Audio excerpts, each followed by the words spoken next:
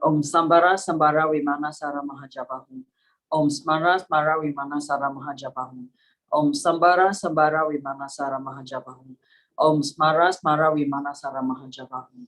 Om Sambara Sambara Vimana Sara Mahajapahum. Om Smara Smara Vimana Sara Mahajapahum. Om Sambara Sambara Vimana Sara Mahajapahum. Om Smara Smara Vimana Sara Mahajapahum. Om Sambara Sambara Vimana Sara Mahajapahum. Om Smara Smara Vimana Sara Mahajapahum. I take refuge in the Gurus, I take refuge in the Buddhists, I take refuge in the Dharma, I take refuge in the Sangha. I take refuge in the Gurus, I take refuge in the Buddhists, I take refuge in the Dharma, I take refuge in the Sangha. I take refuge in the Gurus, I take refuge in the Buddhists, I take refuge in the Dharma, I take refuge in the Sangha. To the Buddha, Dharma, and our Sangha, I go for refuge and enlightened. By the merits from listening to the Dharma, may I attain Buddhahood for the sake of benefiting all other sentient beings. To the Buddha, Dharma, and our Sangha, I go for refuge and enlightened. By the merits from listening to the Dharma, may I attain Buddhahood for the sake of benefiting all other sentient beings. To the Buddha, Dharma, and our Sangha, I go for refuge and enlightened. By the merits from listening to the Dharma, may I attain Buddhahood for the sake of benefiting all other sentient beings. In particular, I must achieve enlightenment quickly. In particular, I must achieve enlightenment quickly in order to free all numberless kind-minded sentient beings from the unimaginable ocean of samsaric suffering and lead them to peerless enlightenment. For this purpose, I must listen and thereafter put into practice the teachings of the profound Buddha Dharma.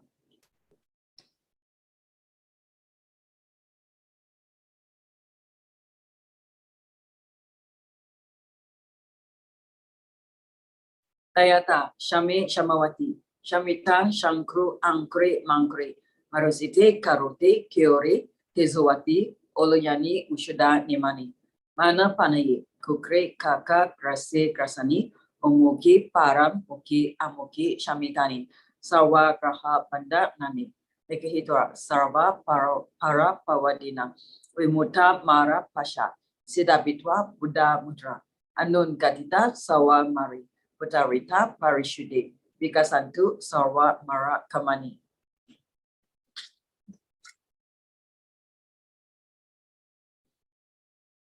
I prostrate to the gathering of Dakinis of the three places, coming from the supreme holy sites of space enjoying, who have the power of clairvoyance and magical emanation, and regard practitioners as the offspring.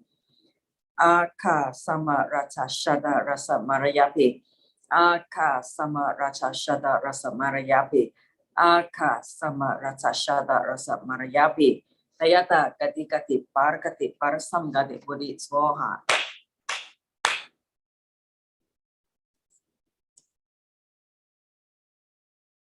Through the blessing of the great truth of the words of the exalted three jewels, may all adverse conditions be overcome, may they become non-existent, may they be pacified. May all the evils such as enemies, obstacles, and hindrances, and adverse conditions be pacified. Shatim Kriye Soha.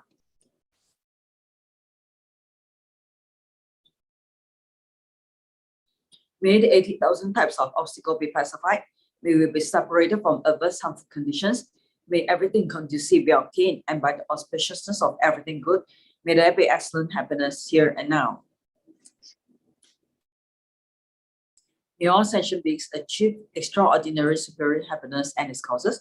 May all sentient beings be free from the unbearable sea of suffering and its causes. May all sentient beings never be parted from the bliss of supreme liberation. May all sentient beings be free of all bias, attachment, and anger to near ones and aversion to others.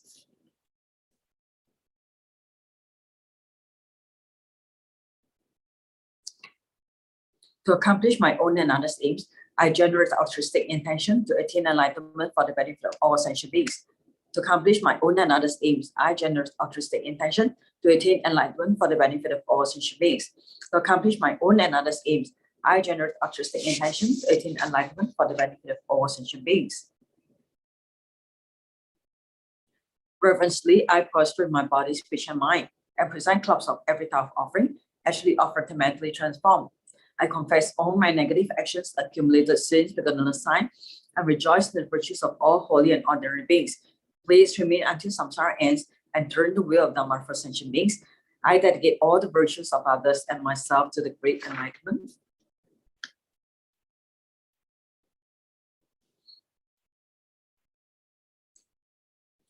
A Heart Sutra. Once the Blessed One was dwelling in Rajagriha at Peak Mountain, together with a great gathering of Sangha of monks and a great gathering of Sangha of Buddhist servants. At that time, the Blessed One entered the Samadhi that expresses the Dharma called profound illumination. And at the same time, Noble Avalokiteshvara, the Bodhisattva Mahasava, while practicing the profound Prajna Paramita, saw in this way, he saw the five skandhas to be empty of nature. Then, through the path of the Buddha, Venerable Sariputra said to Noble Avalokiteshvara, the Bodhisattva Mahasava, how should a son or daughter of noble family train who wishes to practice the profound Prajna Paramita? Addressed in this way, Noble Avalokiteshvara, the Bodhisattva Mahasava, said to Venerable Sariputra, O Sariputra, a son or daughter of noble family who wishes to practice the profound Prajna Paramita should stay in this way, seeing the five skandhas to be empty of nature. Form is emptiness, emptiness also is form. Emptiness is no other than form. Form is no other than emptiness. In the same way, feeling, perception, formation, and consciousness are emptiness. Thus, Sariputra, all dhammas are emptiness. There are no characteristics. There is no birth and no cessation. There is no impurity and no purity. There is no decrease and no increase.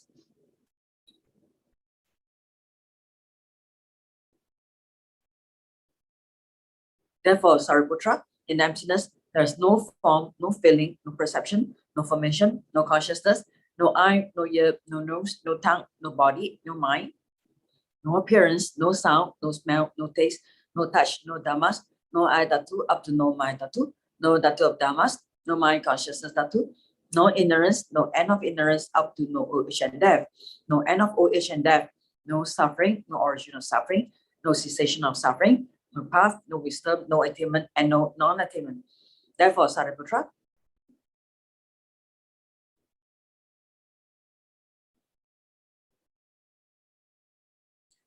since the Bodhisattvas have no attainment, they abide by means of Prajna Paramita.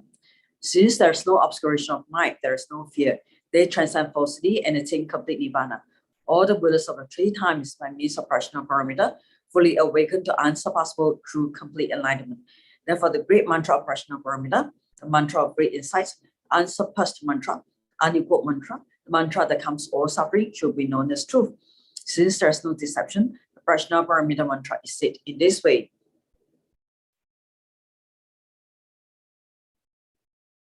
Tayata Om Gade Gade Pargate Parastam Gade Bodhi Swaha. Thus, Sariputra, the Bodhisattva Mahasava, should train and profound Prajna Paramita. Now the Blessed One arose from the Samadhi and praised Noble Avalokiteshvara, the Bodhisattva Mahasava, saying, Good, good, O son of noble family, thus it is. O son of noble family, thus it is. One should practice profound Prajna Paramita, just as you have taught, and all the Dagadas will rejoice. When the Blessed One had said this, Venerable Sariputra and Noble Avalokiteshvara, the Bodhisattva Mahasava, the whole assembly and the world with his gods, humans, asuras, and gandharvas rejoiced and praised the words of the Blessed One. Okay, we shall take a break here.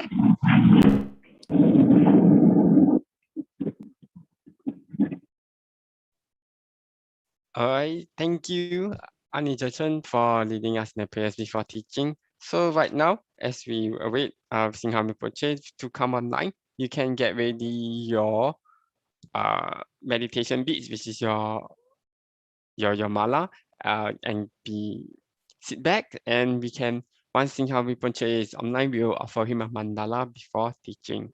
Thank you.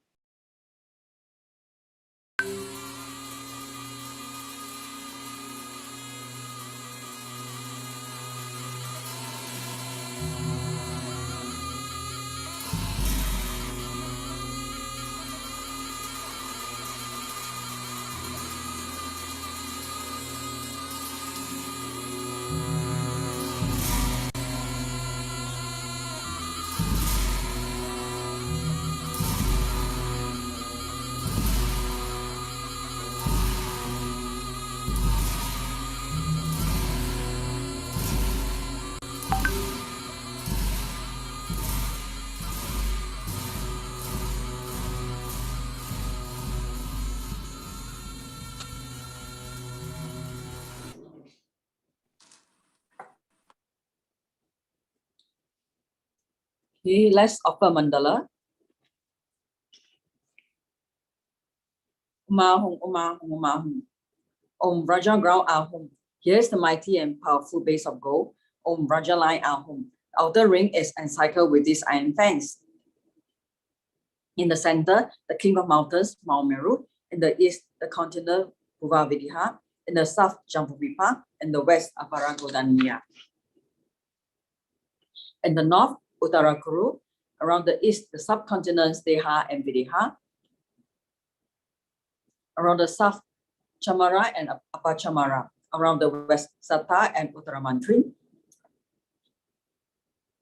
Around the north, the subcontinents, Kurava and Kurava. In the east is the Treasure Mountain. In the south is the Wish Planting Tree. In the west is the Wish Planting Cow. In the north is the harvest that needs no cultivation. Here's the precious wheel. Here's the precious jewel. Here's the precious queen. Here's the precious minister. Here's the precious elephant. Here's the precious and best of horses. Here's the precious general. Here's the great treasure vase. Here's the goddess of beauty. Here's the goddess of gardens. Here's the goddess of song. Here's the goddess of dance. Here's the goddess of flowers. Here's the goddess of incense. Here's the goddess of light. Here's the goddess of perfume. Here's the sun. Here's the moon. Here's the umbrella of all that is precious. Here's the banner of victory in all directions. In the center are all the possessions precious to gods and men. This magnificent collection lacking in nothing, I offer to you my kind and holy roots Lama, together with you, venerable lineage Lamas, and to you, Lama, compassionate Lama Losang Doang Dodishang. Together with the assembly of gods, I offer this pure and beautiful collection to you. In your compassion, accept what I offer for the sake of all beings. Having accepted this to myself and to all beings, please grant your blessings through your great compassion. This ground anointed with perfume, strewing flowers, adorned with Mount Meru, four continents, sun and moon. I offer in visualizations as pure Buddhas. May all ascension beings thus enjoy this pure land. Objects of my attachment, anger, and ignorance, my body, my wealth, and enjoyments, without any sense of loss, I offer in collection. Please accept it with pleasure and bless me with freedom from three poisons. Venerable Holy Gurus, in the space of your true body, form billowing clouds of your wisdom and love, let fall the rain of profound and extensive Dharma in wherever form is suitable for subduing sentient beings. Om Idam Guru Rana Mandala Kapinya Kayami. Precious Guru, please grant me all realizations of the path. From Guru devotion to the completion of the training, the unified Raja state.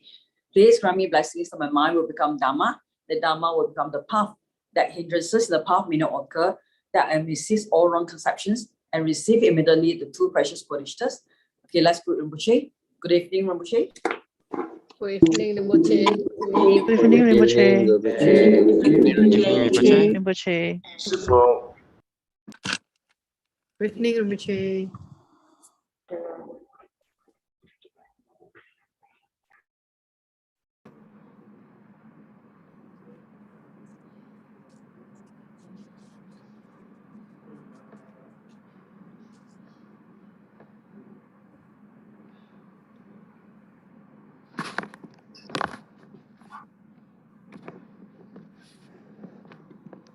Okay, good evening. So today I have topic in mind. The topic was, how do we become close to all the Buddhas? How to become close? The reason being that why I want to talk about this is because many of us, when we practice, we end up being close to our identity, which in ordinary words means we are close to ourselves, we are close to our identity. And it is this self-grasping identity that crushes us. Okay, so when we want to do something, what is it that we really want to do? What is it that we really want to achieve? first of all, our mouth say we want to become a Buddha for the sake of all sentient beings. But then we grow a little bit and then shrink a little bit, grow a little bit and shrink a little bit. Isn't it? Right? It not like our weight seems to grow but never shrink. But in terms of maybe Dharma practice, grows a little bit and shrink, grow a little bit and shrink. Right? And so why this happens is because of we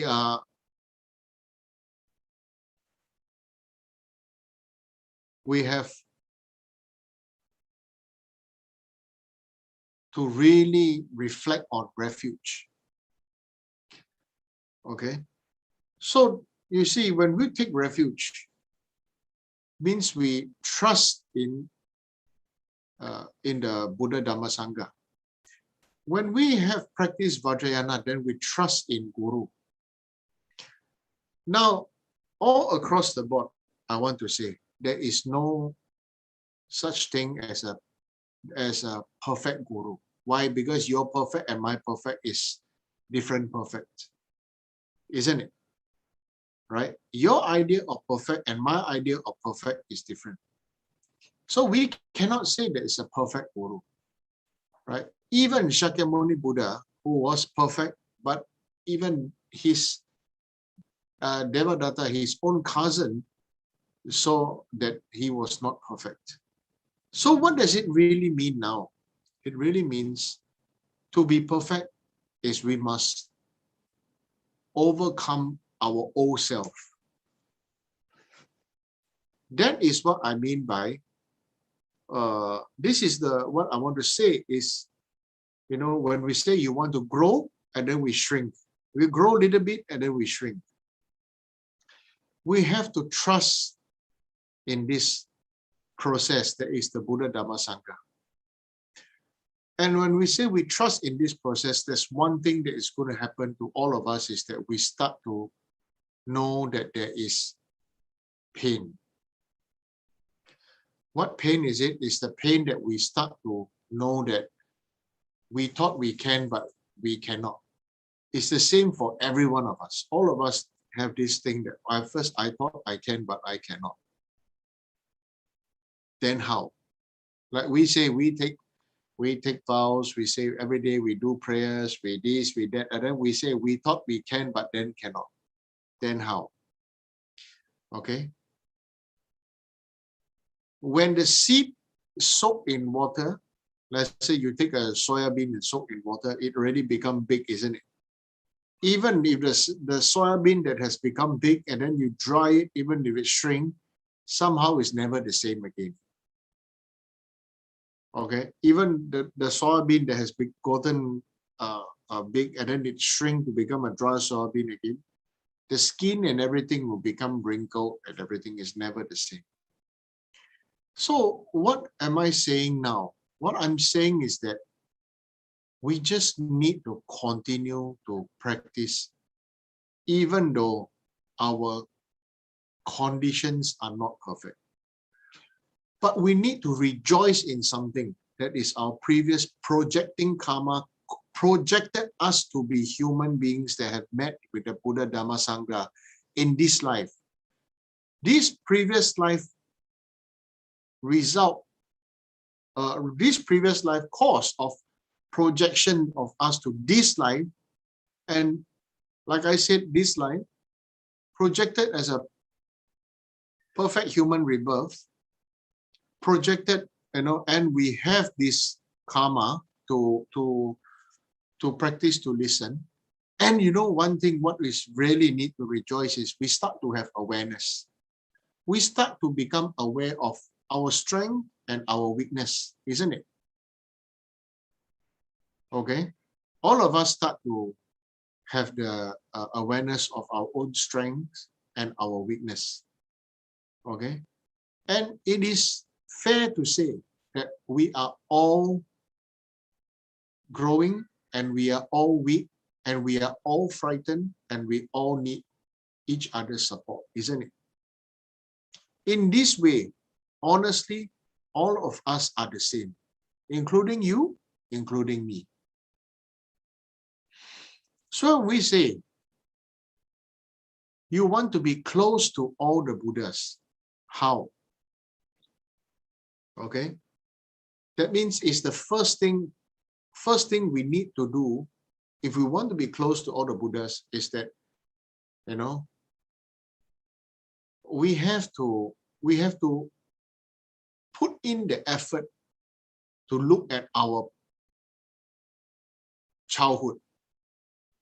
Look at the games that we were playing, the toys that we were playing. Were they real for us? Were the toys that we were playing real for us? Okay. The toys that we play, the dolls or the teddy bears that you had, the physical toys, and then how we were so engrossed when we were playing that. So all this thing that when we are playing, so these days I see we are playing with computer games. Physical object is small, this maybe mobile phone, maybe Pokemon, maybe Animal Crossing, all kinds of games that people play. Now, you see, when we have the game, we are all hooked by something. Hooked by mind, mind excited by the game. Hooked by form, excited by what we see. Hooked by sound, by what we hear. Hooked by hope to be able to grow and to be able to win and to be able to complete the game or the challenge. Okay, and as an adult right now, we are still exactly the same thing as when we were all children, right? And so now maybe adult have car, want to have car, want to have pets, want to have dog, want to have house, want to have a new brand of clothes, want to have a new so many things all of us have. What is the important point right now is this: all these that are excitable, etc., is due to our grasping of identity of current life. Like you believe you are man and you believe you are woman, or you believe you are gay, or you believe you are lesbian, or you believe you are bisexual, or you believe you are this and that. All this is like, children believe they are Superman, children believe they are Pokemon, children believe they are whatever cartoon they are. You understand what I'm saying? Okay, all of us are looking out for something else to become. Since all of us are looking out for something to become, why not look out to become a Buddha? It's the same, You understand what I'm saying? What is Vajrayana really letting all of us practice and cultivate? Since we are all looking out for something to become, since we are all looking out for something to grow, to share, to hope, to attain, to collect, right?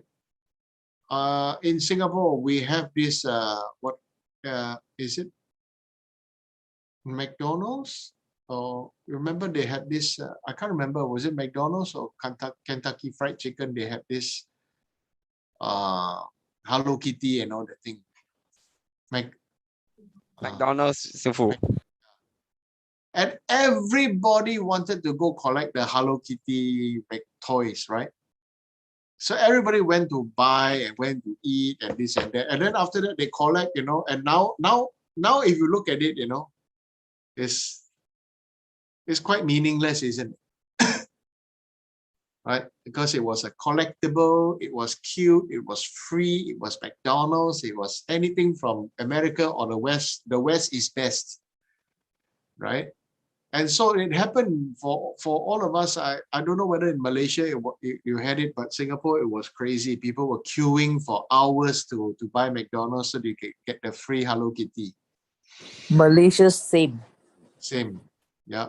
So then look at it. But right now, how many of us still keep this Hello Kitty at home and display them? You see? So right now it's the same for us, you know. If we really focus and look at everything, some people collect knowledge, some people collect education certificate, some collect clothes, some collect jewelry, some collect name, fame, honor. We are all collecting something. You know, why don't we start collecting some sleep? Huh? Collect some sleep and collect mantra. Collect a recitation or reading this something that will let us become more aware of ourselves and continual evolution of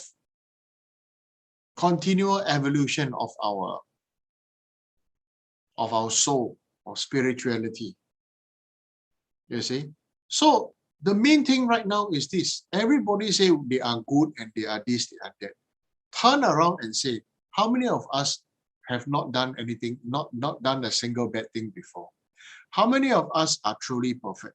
None of us are perfect. So when we are not perfect, how can we expect other human Sangha to be perfect? Human beings who are, you know, monks or nuns or gurus or this and that, how can we expect them to be your perfect? What is perfect is they are perfect in they should be perfect in their devotion. They should be perfect in their prayer. They're perfect in their effort, right? I feel these are the few things is important to be perfect. Perfect in their faith. You know, what is the most important actually in Dharma practice is greed.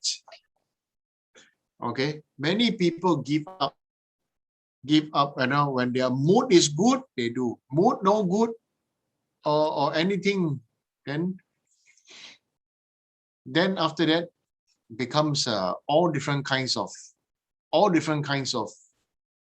stories or results or things, right?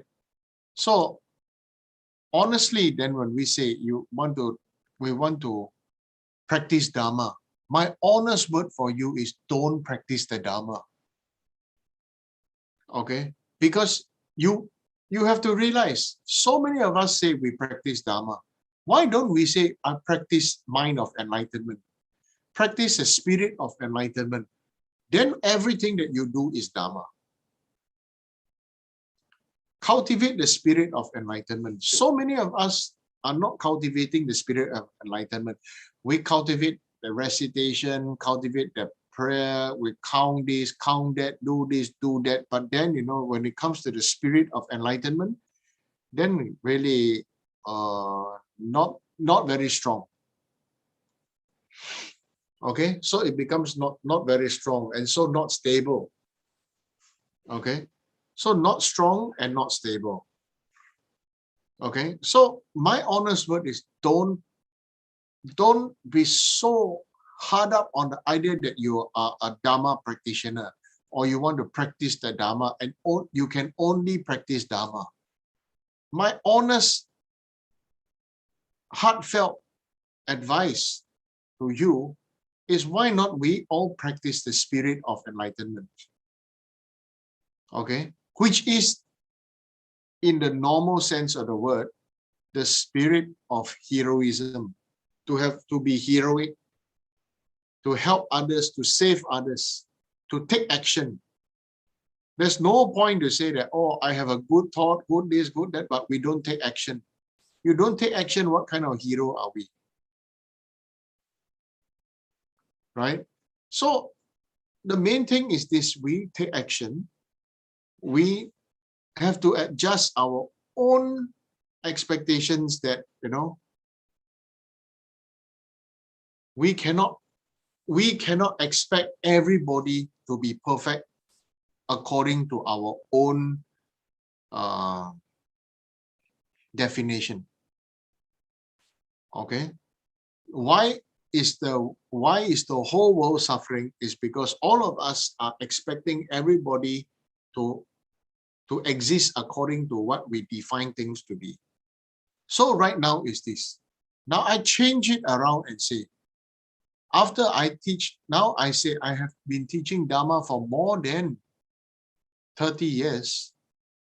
Right? I started teaching Dharma when I was 14 years old. Okay, so now I'm almost 48 years old. So this the 30 years, isn't it? Now 30 years I've been teaching.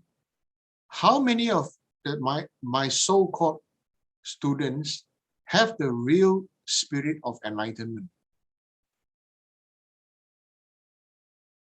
Okay, or end up spirit of self and spirit of practicing self.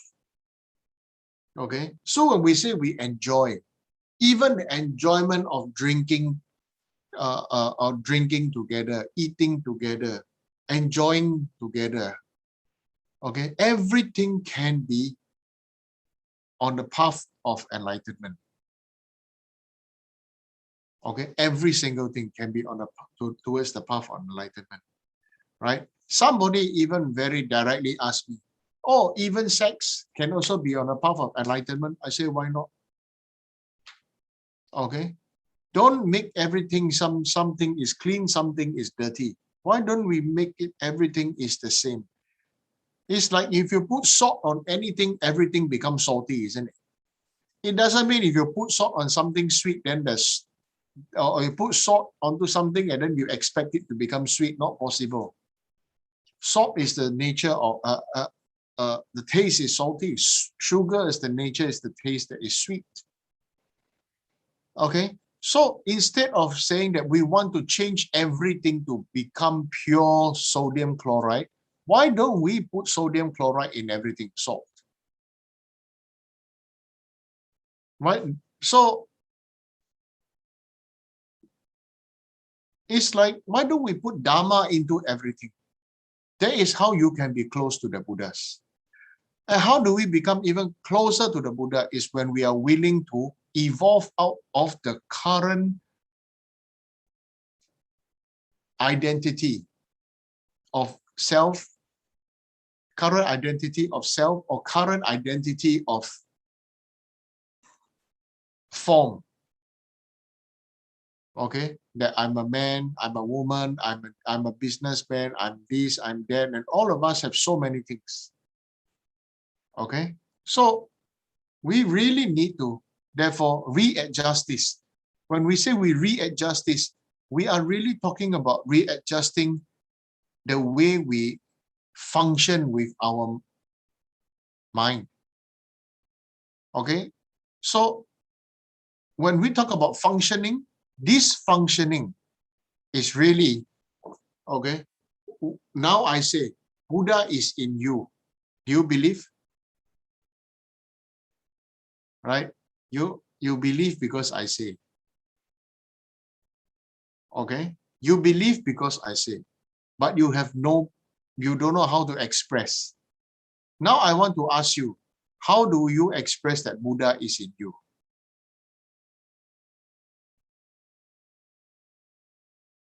You can unmute yourself to say, how do you express that Buddha is in you?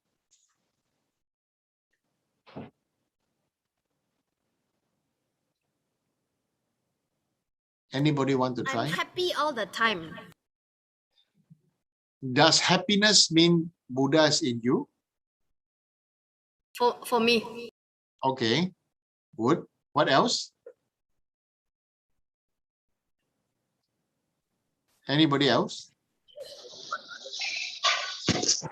I want others to be happy. Also, maybe it's want others to be happy. You want others to be happy? Okay, what else? By practicing compassion to compassionate people. Okay, what else? Good, all are good answers. What else? Once we remove, see things as it is. Huh? Trying to see things as it is. That means Trying we to do see not. things as it is. Okay, what else? Once we remove our attachment, anger, ignorance, we can be as free as the Buddhas. Okay. Anything else?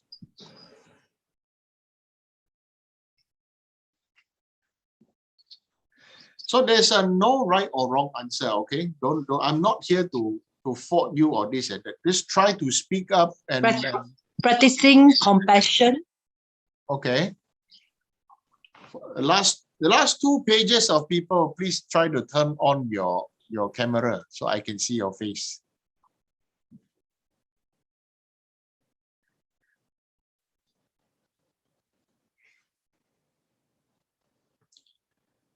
Yeah.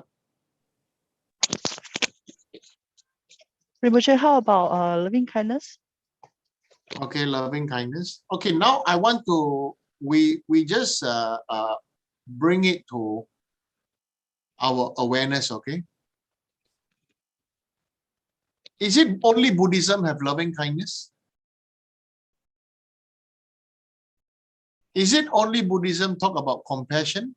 Is it only Buddhism talk about happiness? You understand what I'm saying? So let's look at our own answers.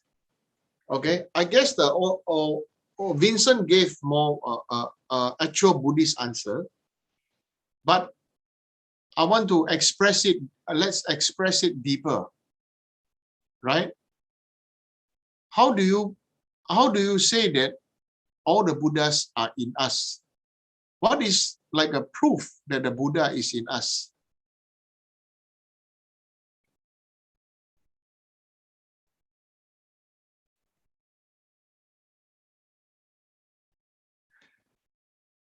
What is Buddha in you, in your mind? What is Buddha in your mind? Come, please, let's talk about it. What is Buddha in your mind? No judgment. Okay, no judgment. Is Buddha no judgment can only be Buddha, or only Buddha cannot judge? Or can any if you have a dog, your dog don't judge too. It will come and smell and lick and bark at anybody and everybody. Right? What else? Maybe enlightenment. Buddha to you is enlightenment. Okay, what else? So what is enlightenment then? Wisdom. Do you need to be Buddhist to have wisdom then?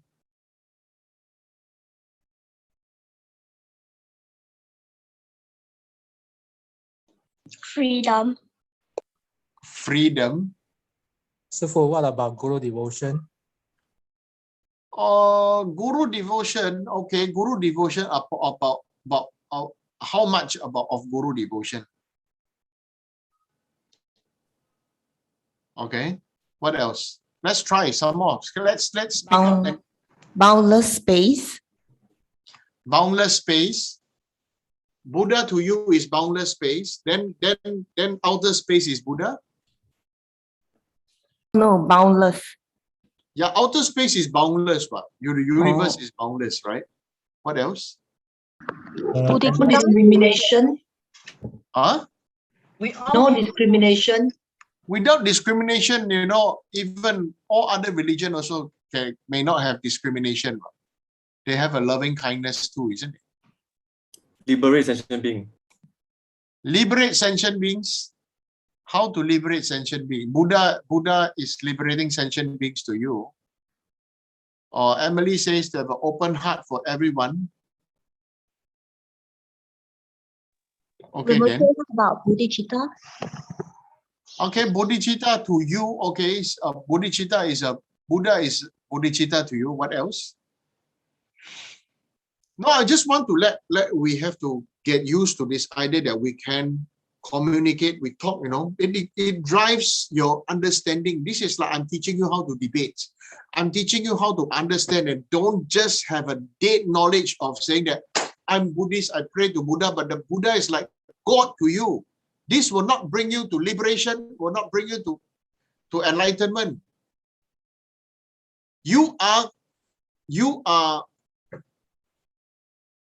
objectively praying to Buddha as a God to fulfill your wish. So what is Buddha to you? Overcome yourself. You don't even need to be Buddhist to overcome yourself. Good evening, Sufu. I think Buddha to me is formless.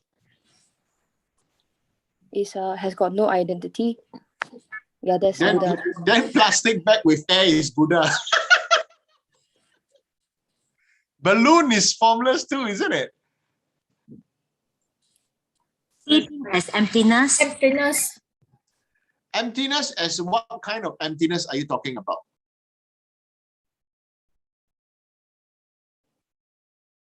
Nothingness is emptiness?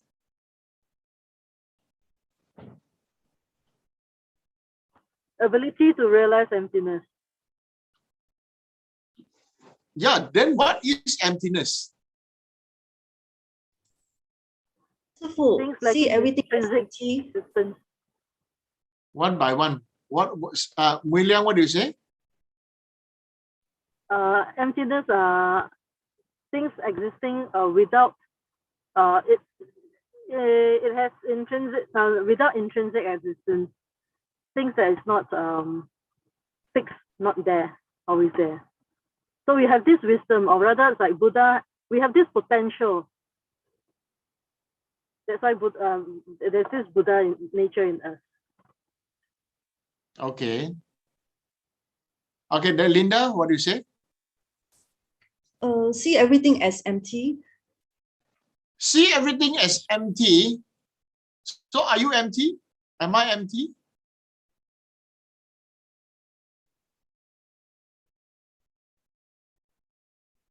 So what is Buddha to us? We want to be close to all the Buddha. So what is Buddha to us? You see, this is very important. Right? Because your Buddha is your definition of your God. But it's not necessarily what Buddha really wants us to be. If we really practice Buddhism according to what Lord Buddha wanted us to awaken, it's different, you know. Versus many of us are praying to Buddha like Buddha is God. Do puja, make my business good, I have grandchildren, they have many people praying, right, for house, pray for good house, pray for car, pray for husband, pray for wife, pray for many people. We want to pray for things that can be counted and can be measured, is the word, right? Because many people use these things as measure of success. So we want to be close to all the Buddhas, but yet if we cannot talk about what is Buddha to you, then what then is Buddha?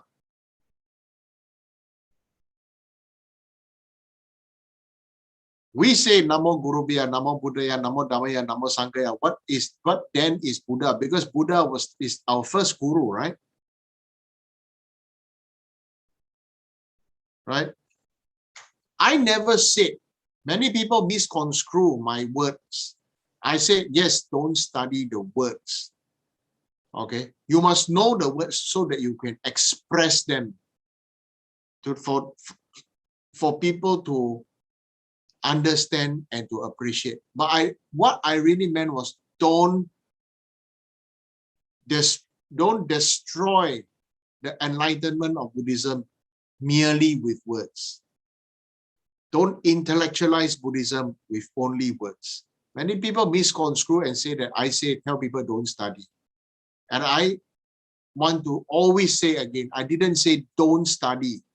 I say study, but don't become a intellectual person. Okay? So what then is Buddha to you? Let's discuss and talk about this. Come. 我们每个人会拜佛，会礼佛，会念佛，可是不懂佛是我们的什么。 It's a state of awakening, going beyond the worldly concern, beyond self, and grasping and self-cherishing, and working for the sake of all beings. Okay. So maybe I want to share a little bit what Buddha is to me, okay? You want to know? Okay. Buddha to me, personally to me, is the person who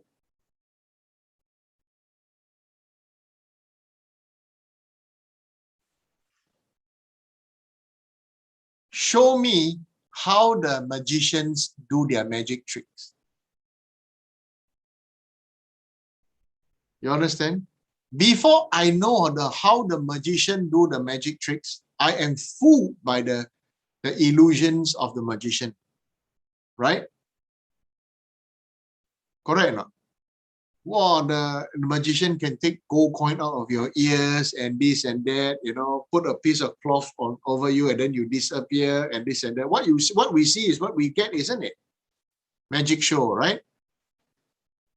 Buddha is the person, is the being, or why he is divine is that he let me see how these things are done so that I will not be fooled into believing that I can pluck gold coin out of somebody's ears. You understand what I'm saying? So to me, fundamentally, Buddha is this. And because Buddha showed me that, I come to realize something.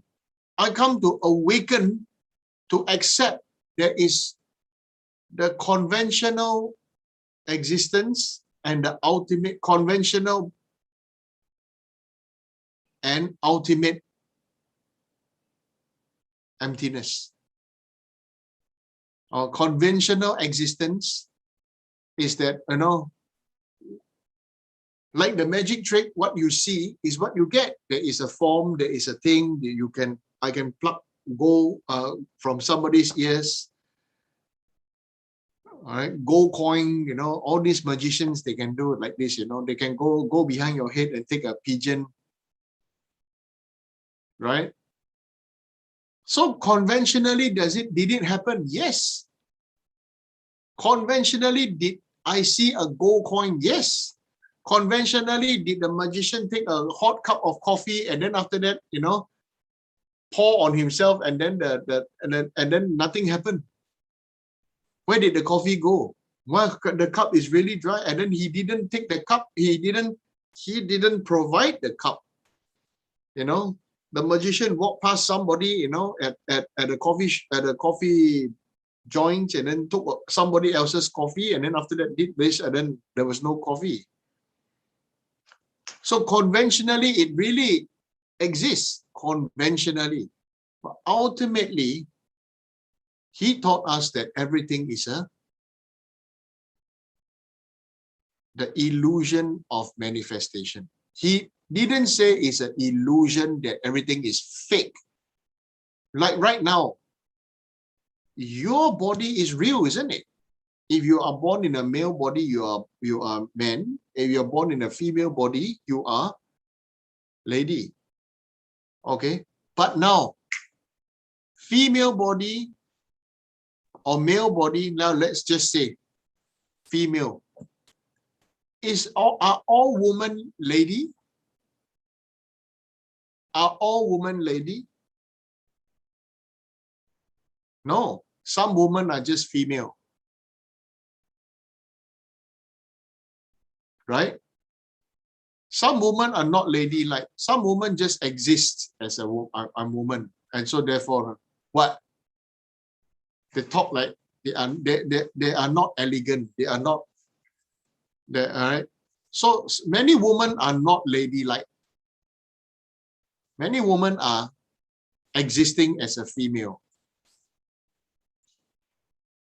Okay, so 你是女的还是你是女人 ？Okay, and it's same， 你是男的还是你是大丈夫 ？Right? Are you a existing as a male body, or are you a steady man, dependable and a man? There's difference. So Lord Buddha to me is somebody who let me have this wisdom that he is existing within and without of me, but in a way that, you know, is so divine and magical, mysterious at the same time. Right? Just like I want to say,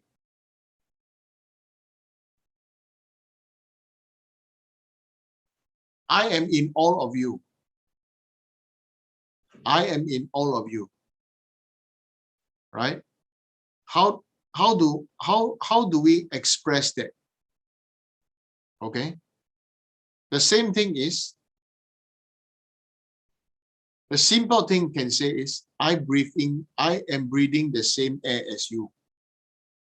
And is there such a thing that, isn't there such a thing as everything is recycled?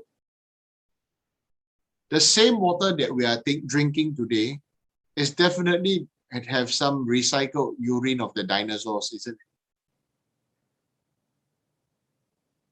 it? Isn't it? Everything goes through the process of recycling, of growing, and then everything, isn't it? Right? So the air that I breathe and the air that you breathe is recycled, isn't it? Right? So in a way that to say you are all in me and I'm all in you. But we ourselves, many of us cannot fathom this. We cannot understand this. And we don't want to understand this because I am me and you are you. I am my identity and you are you. Right? I spend so much time and energy and everything to create this identity called me. Right? So how about you? This identity of me and you. Right? Like some of you study overseas. Some of you lived overseas. And so this identity is what created you and me, different. But ultimately, the fact is that we are the same. So what is Buddha to me? Right? What is Buddha to me is, Buddha is somebody who introduced wisdom and together, you know, this wisdom is the wisdom that able to break down. Okay, it's not just ordinary wisdom. It is the wisdom that can break down something called dependent arising or interdependent origination. That everybody, that no man is an island, that we are all dependent on everyone, each other, and every single thing also dependent. Every single thing's existence also depend on a previous cause and a previous cause and a previous cause. So therefore, everything is empty, just like a magician saying that, you know, like last time I remember when I was young, I was very mesmerized by, of course, this is like a, will tell my age, you know. David Copperfield walking through the Great Wall of China. I'm sure some of you remember, right? Right? If not, maybe you try to watch YouTube whether is it there or not. David Copperfield in the past put cloth and light, right, and then walk through the Great Wall of China. Perfectly shown, you know, right? So to me, that is, wow, big thing. Did he really walk across the Great Wall of China? This is a prop that cannot be fake, right? Isn't it? You cannot fake, you cannot build the Great Wall of China. You have to go there and walk through the Great Wall of China with a few thousand-year-old bricks. So to me, that was like a wow, that there was a big, really big, explosive moment for my mind. Okay. Then many people start to say that, oh, you know, or he has achieved a certain level of a frequency that he can readjust his body and this and that and everything. You know, the only thing that I know about being able to readjust the frequency, okay, is really through physical manifestation are beings who really practice the meditation, beings who really have this receive this transmission, devotion, and practice and prayer, that they can have the rainbow body. After they die, their body shrink smaller and smaller and smaller and smaller. As somebody even bigger size than me can become smaller than the size of the arm and then become small. In the end, only leaving behind hair and nails. Some become only size of 2 feet. Bigger than me, become only 2 feet. Okay. So all these things, we are so excitable about being fooled. All of us, you know, and then we are here to judge others. Many of us judge others and say that, oh, you know, they said they can do this and after that they couldn't and this and that. So I'm disappointed and this and that. So everybody's disappointment is due to their own, everybody's disappointment is due to their own, I forgot the English word. Just now you said. The own definition, yes. Own definition. Everybody, your happiness, your sadness and everything is your own definition. Isn't it? Right? I give you a good example. Now we see online, we see Jalen still working and she's cutting cloth and she's doing. So to her, she's a bespoke tailor, right? High class tailor, everything must be this and that. Now, then it looks nice, fitting and everything. Now I want to turn around and I want to ask, then this kind of free size clothing is not nice. Indian ladies wearing sari and everything, there's lamas and all Buddha, all the robes, the simple piece of cloth sash, they're not nice. You understand what I mean? So everything is due to the definition of others, definition of culture, definition of time, definition of period, definition of dynasty, definition of this and that. But is it real? The main thing right now is this: are all these real? Okay, so this is something that each and every one of us must know. Okay, so we really say that, you know, and it honestly, you know, Buddha taught us so many things, but how many of us really practice what he preached? Because we only practice whatever we feel that defines what our ego feels is what Buddhism is. Isn't it? That's why look at this, you know. Everybody say they are all Buddhists, but you know, your Buddhism and my Buddhism different. Right? Because your karma, my karma different. Your understanding, my understanding different. You know, Everybody say that, oh, you are lower, you are higher, you are this, you are that. But actually, we are all the same. Whose mood is not this? Whose mood is stable all the time? Whose mood? Tell me, how many of you, your mood is stable all the time? Right?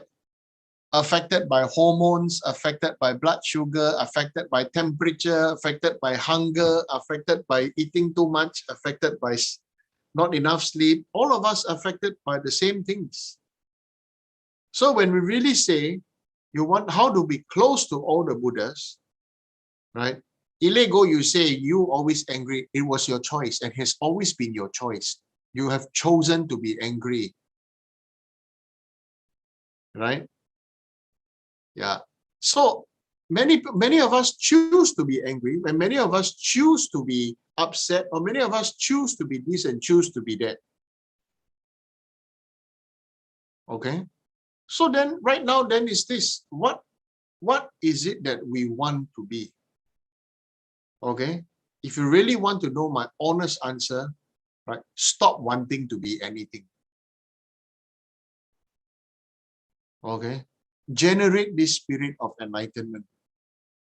That is the real heroism, heroic mind, heroic action to liberate all sentient beings from their suffering. Now, liberating all sentient beings from their suffering does not necessarily mean making all beings happy. Because sometimes, of course we say, if you cannot help them, at least don't harm them. Okay? But all sentient beings' idea of harm and all sentient beings' idea of happiness is also different. Isn't it? Right? For example, somebody feeling sad, you say buy that person a drink and sit down and chat. Right? Buying that person a drink. What drink we talking about? Coffee, tea, watermelon juice, mineral water, beer, alcohol, whiskey, vodka, or what else? Your drink, your idea of happy drink, my idea of happy drink is very different. Okay, are we drinking to be happy? Are we practicing Dharma to be happy? Okay. If we even have a strong idea of, wanting to have happiness, wanting to have this and wanting to have that, then where is equanimity then?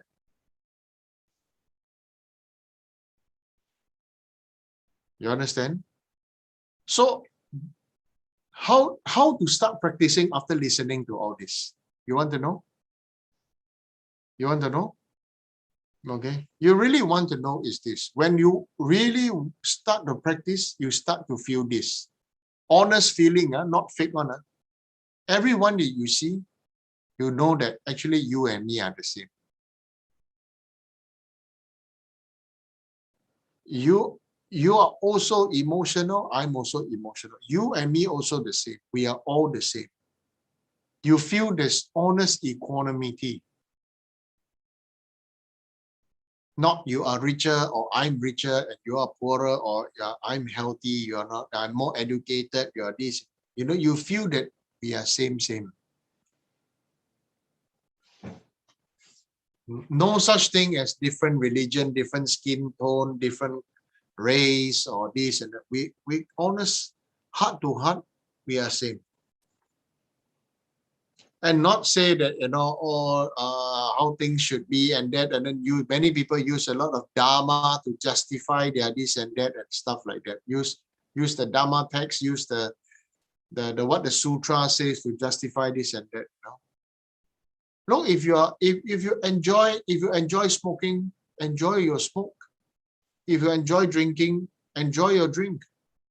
If you enjoy eating, enjoy your food.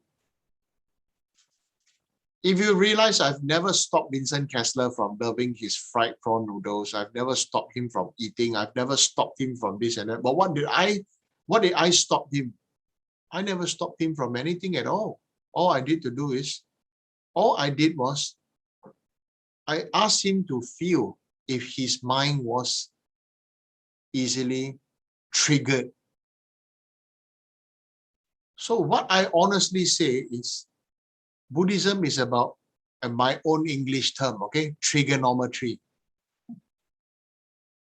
Okay? It's about triggering for all the wrong reasons, right? The meaning of trigonometry. In fact, I don't even know what it means by now. Trigonometry. That's what Dharma is all about. All of us are easily triggered. So will somebody trigger us? Is it that somebody's fault or is it I'm triggered? Okay. For goodness gracious sake, for God's sake, for Buddha's sake, for F's sake, we ourselves get triggered. We want, we don't get, we have, we don't have, we this and that. When we have, we don't treasure. When we don't have, we make noise. And then after that, our mood, our this, we say we forgive, but then we don't, or we forgive, but we don't forget. All this kind of thing, all kind of concepts, all kinds of things screw all of us up. So when you say freedom, what is freedom? Freedom is really willing to be, or knowing that all these are concepts. What is freedom? We free ourselves from the karma to be conceptualized. Isn't it? Love is love. Does it mean that the mother bird love the baby chick is not love? Only lovers' love is love? Or mother dog looking after the puppy is not love? Isn't it? So many things. So we say love is love. You understand? Don't listen or believe, people say, oh, you don't know what love is and this and that. Love is love. It's just the degree of attachment and ignorance that is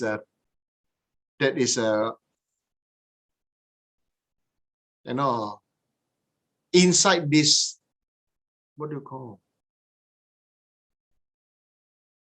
Salad dressing. Love is like the salad, the vegetables, free and fresh. The salad dressing is our thoughts, our identity, what we add, and the mayonnaise or the oil and the vinegar and everything, and the salt, right?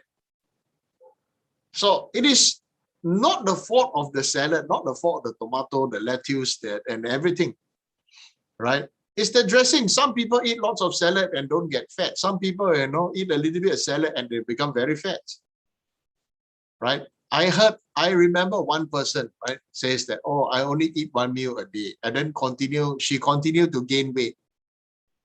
I only eat one meal a day, but I gain weight. So I asked, so what do you drink? I don't drink anything. I don't drink very much. I just drink 3-4 cups of Milo, very thick Milo. Right? And then after that, because drinking, one mug, I think she put maybe 5 spoons or 6 spoons of Milo, so it's very thick and creamy, and it's oddly satisfying, right? Right? And then after that, ask me why I didn't lose weight, but I continue to gain weight, Yeah.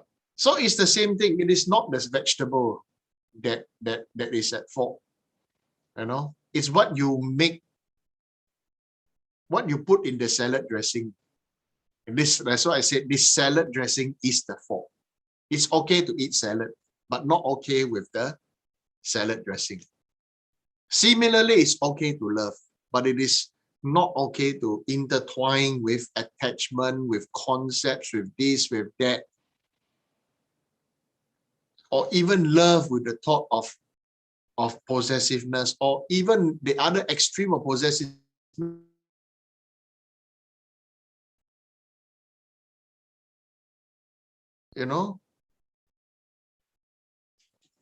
So we say we practice Dharma, and we say many people now New Age Dharma. I say New Age Dharma. You listen and this and that, listen so much. Oh, especially many now Western ideals about all this New Age spiritualism and stuff like that. How many of it really does lead us to actual awakening? Or was it everything was tweeted, how to say, tweaked to suit our ego and identity?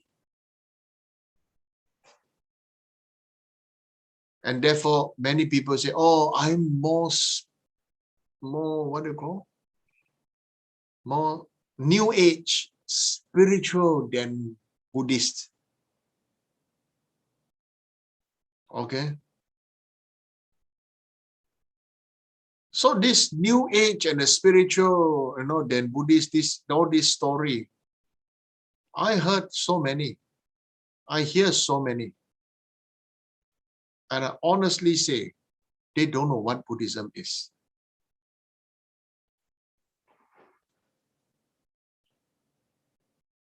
Okay. So conventional, what Buddha is to me, or what Buddhism is to me, is the union of conventional and ultimate existence, both existing together in perfect harmony. Okay. That is conditional. We are existing because we still have not cleared up our conditional karma. And we are existing because of previous projected karma. And we have whatever we are conditioned to be in as conditional karma, right? So similarly, as all of us as human beings, some human beings have this experience, some human beings have that experience. And so everybody asks me why. We say Buddha is fair and Buddha is this. And how come some people have this experience, some people don't have? It's just because of previous causes of previous life. Whether you like it or not is a fact. Many people are jealous. Some people seem to have special teaching and this and that. So let's turn it around. Instead of talking about special teaching, let's talk about this then. Some people have a life, some people have the life to be second wife or third wife, or to be mistress, or to be secret boyfriends. Other people don't have. Some people have the life to be monks and nuns, some people don't have. Some people are successful in doing business, have the mind to do business. Some people just work, are happy with working. Some people are contented with just the way things are for them. Just like many people don't want to be liberated, they just want to be happy.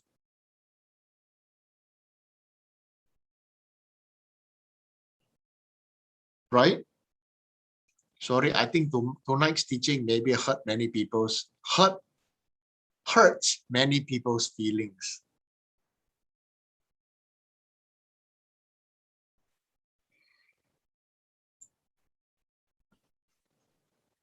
Good evening, Rinpoche. I think just now the reception was off for a moment, so some of us were asking can you repeat on what is the extreme of possessiveness? Thank you. The extreme of possessiveness is the other extreme is that of freedom. Oh, I want freedom. Oh, I want to fight for freedom and this and that, So some people feel some people want to be, some people who are very possessive, and the other, some people want to say, oh, freedom, oh, do whatever you want, oh, do this and this, free. Why? Because they are triggered themselves, so therefore they want to be free. Why some people actually want to be possessed, Like for me, I'm the type, I want to be possessed, I want my guru to recognize me, please, possess me. If not, I'll feel like I'm an unwanted puppy, I'm a unwanted ragged dog by the roadside. So to me, my lineage is most important. F everything else, my guru, my lineage is most important. right? 你没有师父，你是什么？讲而已啊。If you don't have guru, then what are you? Self-made masters all over the world, self-proclaimed Buddhas and self-proclaimed Bodhisattvas are also everywhere. Not just for Buddhism, all religion and all kinds of beings are also everywhere. Right? So the extreme of possessiveness is the other extreme of freedom. Want to be free, want to be break away from tradition, break away from this, break away from love, break away. I want to be free. I want to be what do you call? Some now you know many women want to be equal as men. Is it what do you call? How to say?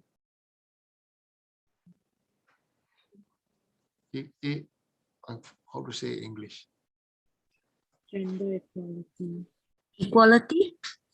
Equality, gender equality, this and that. Hey, gender equality, why don't the lady take back for men? You know, why don't the lady open the door for men also?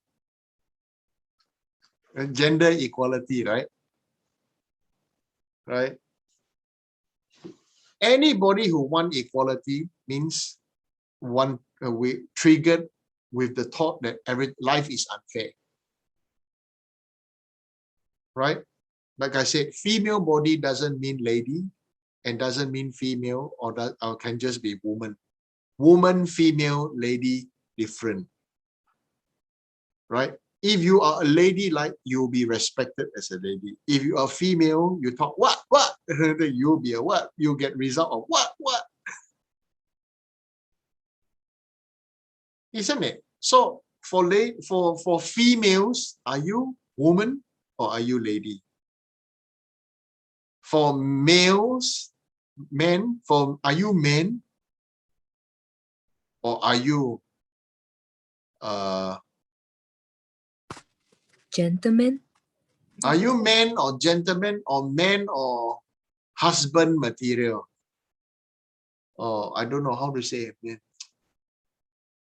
Something maybe gentleman or I don't know how to say so much. How to express it. Okay. Reliable. Or many people talk about reliable means, oh, you're very trustworthy, you're this, you're that. But reliable means, what does reliable mean? To me, reliable means I can rely on you for awakening.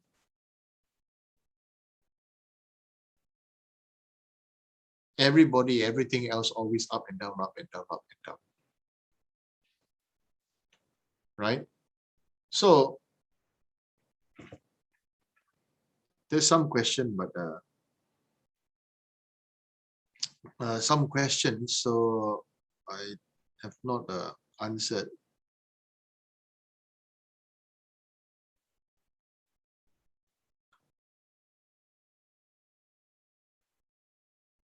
So it says, hi, how to have a blissful death? Have a blissful life, you have a blissful death. Because when you have a blissful life, you will know that death is a part of life. Right? How do you have a bliss? This question, actually, honestly, when people ask me this question, I always tell them, say, how do you have a blissful death? I always ask them, do you enjoy your shit today? You have to shit, right? And the best thing, you sit on your throne to shit, you are not shitting in the forest, Even if you are shitting in the forest, when it's time to go, you have to go. When it's time to go, you go. Isn't it? Imagine when it's time to go and you cannot go or not allowed to go, what happens? Right? You got to hold it all in because you can't find toilet and you're dressed in your Sunday best. Right? So So the main thing right now is this, you know, when it's time to go, what is it about? How to have a blissful shitting session? You have to blissful meal, blissful eating, blissful drinking, right? You understand? So how to have a blissful death, have a blissful life? How to have a blissful life? That depends on your own capability. Honestly, depends on your own capability. Your capability, small capability or great capability. Small has small bliss, great have great bliss.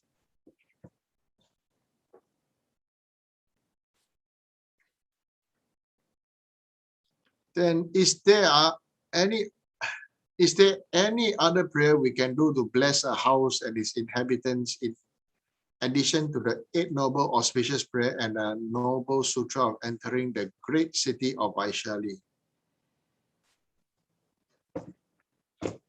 Honestly, there will never be a prayer more powerful than calling your guru from afar. If you remember your guru and you call upon your guru and blessings, you know, there will never be a more powerful prayer than praying to your guru. It's our ego that make us don't want to pray to our guru, you know that? Okay? Is your ego make you don't want to pray to your guru? Your guru is emanation of all the Buddhas, but our ego make, like for example, I got this problem, can you tell me what to do? Your guru tells you it's because of your ego. Yeah, Lord, very good, Lord, my ego, Lord. Then after that, denounce guru. Well, if the guru tells you the fact, right? It's a fact, isn't it? It is your ego. But we cannot accept, then becomes guru's problem. So, you know, if you know, why you need to have a spirit of enlightenment, you know, because before you become enlightened, you're on the way to enlightenment, you end up somehow end up being a monk or a nun or by becoming a guru where everybody would love to bash you up. Anything that happened is always the guru's fault, always the nun's fault, always the monk's fault. So you have to go through great purification, because when you become a guru or a monk or a nun or something like that, you know, you go through this purification practice of, you go through this very wonderful time where it's either you really suffer or you really become very happy, because you become very happy because where other people scold you and blame you and this and that, you really feel that, you know, I didn't have to go to hell for this. This really purified me. And mind training really is, honestly, they start to think like that. The other one is you really suffer the living shit of your life. Or people scold me, people say me, people this, people that, and everything. Okay? So in that way, many of us we really have to think and reflect, how is it that we are living our life and how is it that we are practicing the Dharma? Like for example, even when people are working for the, let's say, the staff, I think for the staff, not many staff listen to Dharma teaching. One thing is really fact. Work for temple, good blessing and obstacle at the same time. People who work for temple are always there, support Buddha Dharma Sangha, listening to Dharma always no time. Because maybe they feel they spend a lot of time in temple already. Right? It's a fact. Okay? Then you see many people who work for temple or many people, you know,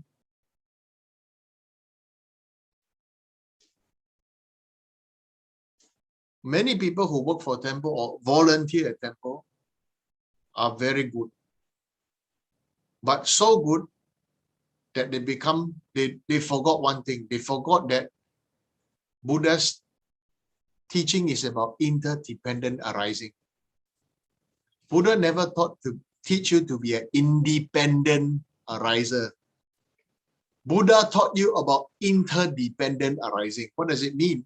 It is about teamwork, not about I am the boss, I am the thinking, I want to do everything myself, I'm the solo team, I'm a solo person, solo performer, and not a team performer. You understand what I'm saying? Why Buddha said, even you want to pass on the vows of Sangha, you need at least 4 fully ordained monks.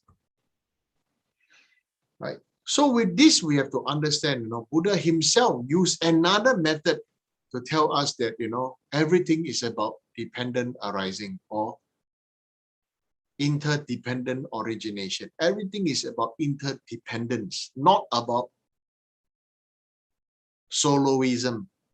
But these days, especially right now, when the whole world is so much influenced by Western ideas, that everything is about solo, self, personal, and everything. You understand? Okay. So with all this, we have to understand what is it that we want. If you want enlightenment, then don't be a soloist. If you want enlightenment, you need to have sentient beings. Because if there are no sentient beings who are sentient beings, then there's nobody who will need your medicine and will need your counsel. Right? You see people go to temple, go volunteer, they say, oh, that person this, that person that. And some people ask me, please, can you pray that we can have good people? Oh yeah, look at all these are good people. Without them, how can you become Bodhisattva? Right?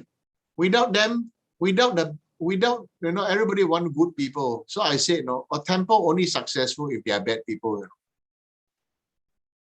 Right? Buddha say you want to save all beings. If you want to save all beings, sure, got good people and bad people together, right?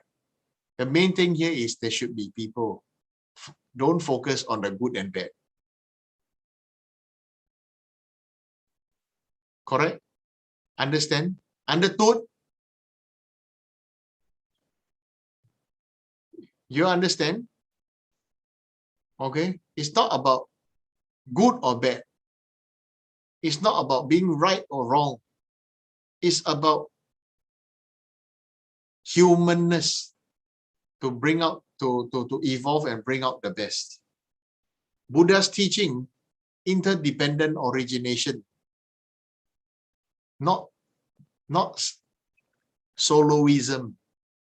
If everything is soloism, that means everything is extreme, and so everything is dependent on the one God.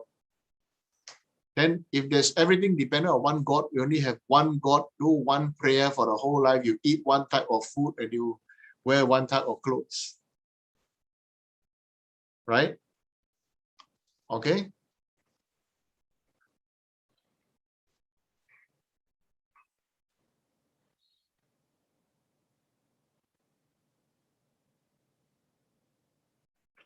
Chit-chatting amongst friends, and realize that we are lacking confidence because we are always feeling inadequate.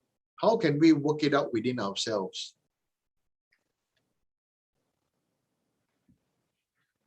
You are feeling inadequate, is also your choice. Many of us feel inadequate because we have been perfectly conditioned to see our own faults. From the time we were born, our parents, our teachers, our society, our friends are always the one that point our faults out. Right? That's why everybody loves to fall in love. Why? Because your lovers don't see your faults. Isn't it? Your lovers, 你的爱人不会看到你的错，你有错。爱人只有看到你的好。Right? Oh, okay. Your lover only see the good in you. Okay, so when that love, the feeling of love is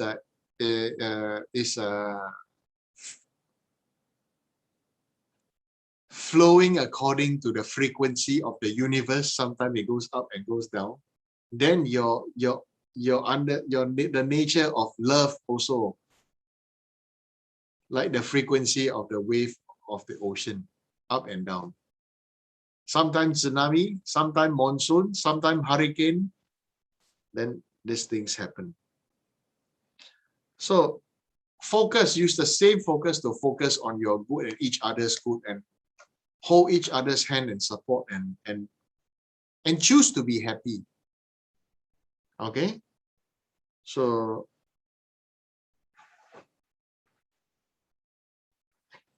next question is, can Buddhists consume meats that is made in the laboratory? And if Buddhists are placed under a condition in which they have to consume meat for their survival or just to satisfy what is necessary for their health, is it still considered a bad thing? Can you take the Buddhists out of this and then you just go for general things, you know? If people will consume meat, people will eat meat whether you're Buddhist or not. This is nature of samsara. Whether it's a lab-grown meat, you know, or this and that, you know,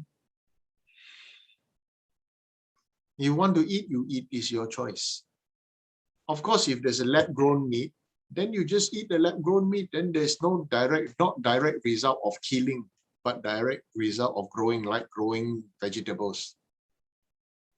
Do you think eating vegetable is sinless? Vegetarianism is pure. How many other beings you have to kill to harvest the fruits, the vegetables, the grains, the rice, the legumes? Right? The beings born as pet, what we label as pests, also fight for survival to eat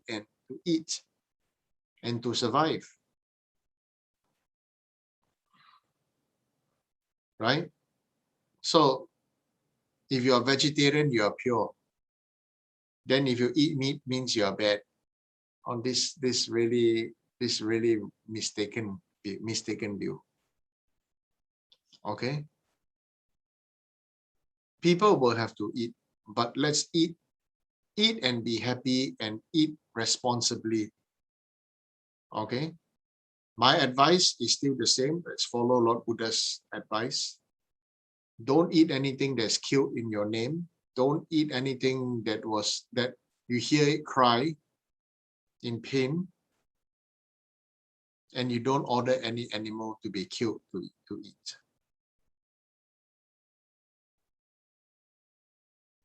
Okay. As for, you know, the meat in the supermarket and this and that, don't die, also die already, right? Okay. So it's the same as the fruits and vegetables. Okay. If you want to talk about equanimity, then everything is the same. Similarly, if you should think, we should think if we die and other beings need to eat our body, our flesh, we should enjoy eating our body up, because our flesh should be very tasty, you know. This body eat a lot, so many things, right? The flesh should be quite tasty, right? Deep fried human palm braised in sauce. Right. So like this, that's why you see in Tibet, they don't waste the meat, give to vultures. In Mongolia, they give to the wolf. Okay. So we should really think like that. Okay. Then say, oh, so this is how we can train our mind. All right. So that's it for today. Thank you.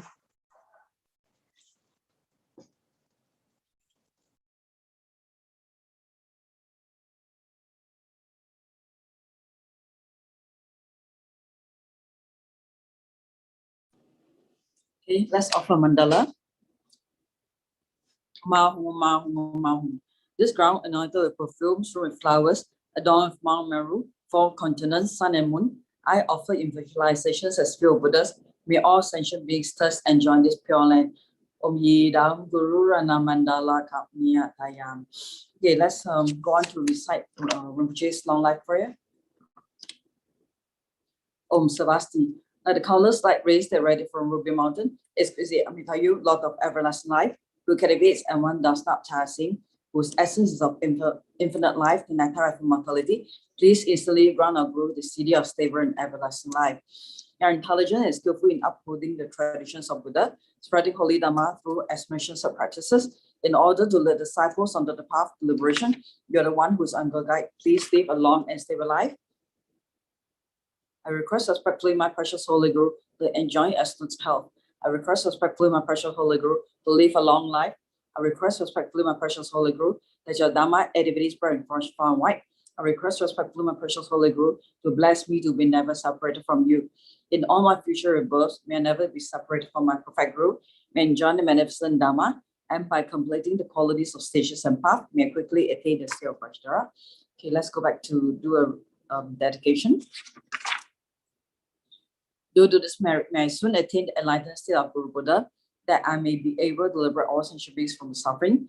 May the precious Buddha mind not yet born rise and grow. May the born have no decline but increase forevermore.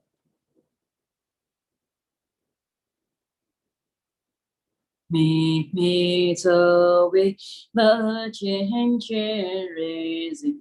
Free me can be Wang Po Jiang Bei Yang Gan Qian can be Zong Yin Zong Ka Pa Lo San Tra Pi Sha La So Wa Di Me to we the chen raising.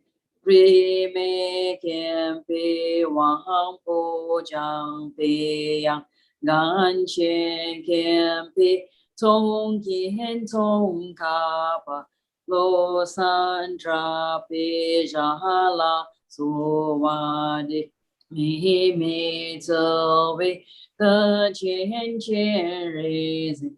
Free me can be Wang Po Jiang Bei Yang Gan Qian can be Zong Yin Zong Ka Pa Lo San Tra Pi Sha La So Wa Di. Thank you Rinpoche for the teaching. Thank you, Rinpoche. Thank you, Rinpoche.